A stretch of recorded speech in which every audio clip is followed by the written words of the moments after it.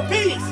And I scream for love and love of community. Yeah. And it's really good to see everyone here. And we want to thank you all for coming out to the 25th Peace Celebration.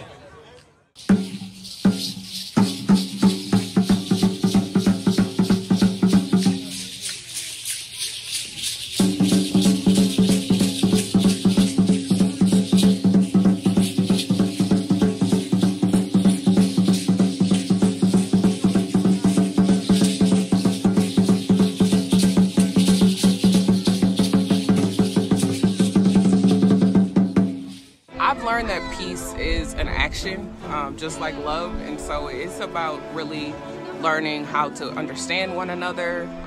I think that the peace celebration is a perfect representation of what peace looks like, because it is kind of it's a collection of people who's always working to build something together, and we do it collectively. We do it through consensus. Sometimes it's a little messy. Sometimes there can be conflict, but the conflict's always positive, because folks are there because they care for one another, and they know that their futures and their safety and all of that is wrapped up in being in community with one another. And so that's for me what peace has come to represent, is just that collective effort to like take care of one another.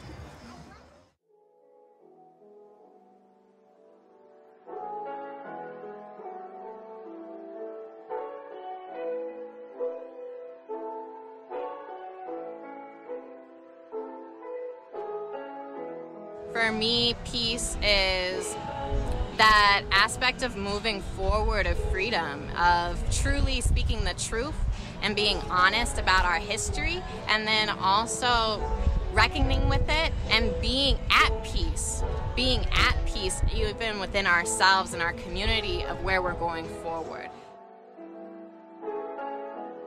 And so in that same way, when we acknowledge Juneteenth, and when we acknowledge the work and the process that freedom really, the never-ending process that freedom really requires, I think about what it looks like when we march into our schools, when we march into our neighborhoods, when we march into our affordable housing complexes, when we march down the streets of our communities and make sure that our young people understand not only that they are free, but that that comes with certain rights, privilege, and responsibilities, if you know what I'm talking about.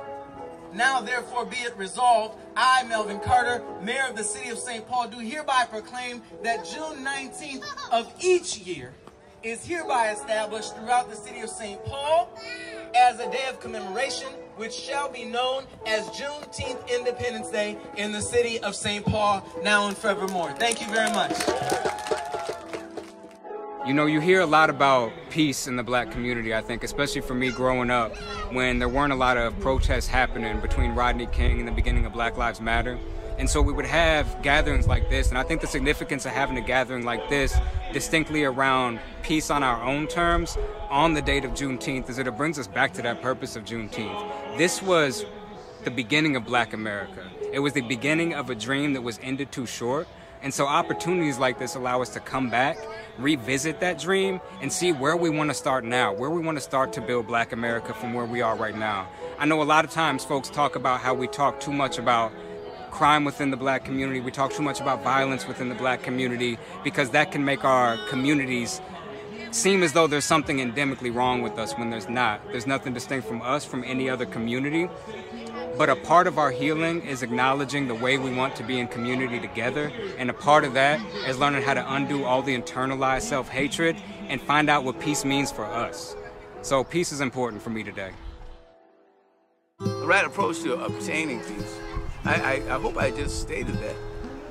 You know, being respectful and considerate of one another. You know, I mean, holding the door for each other. It's kind of like traffic. You know, when you're driving traffic, you know, you don't cut nobody off. You know, and it's the same thing when we walk. You know, don't step in front of people, don't step on people. Respecting each other's space. Leave your house with a goal of not stepping on anybody, and de-escalating stuff around you to the extent possible without getting consumed in it. You know, and just contributing to the wellness and of taking care of your family first, taking care of your children, and taking care of your neighbor. You know what it is? I think it's activating love, and rather than being paralyzed by hate and fear, because fear and hatred is paralyzing. But activating love, and you know, and people may not return that in the same way that you express it, but you have to take a risk and be courteous to people, whether they're courteous to you or not. You know, and then you've done your share.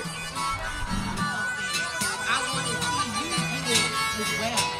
So I think setting that example, and just specifically amongst our people, the last thing I'll say is we have to stop with the negativity. We have to stop being jealous of each other. We have to stop thinking that there's only room for one at the top. Y'all see me, I do my food thing, and I actively promote other vegan businesses. I love promoting black businesses. It's always at the top of the list.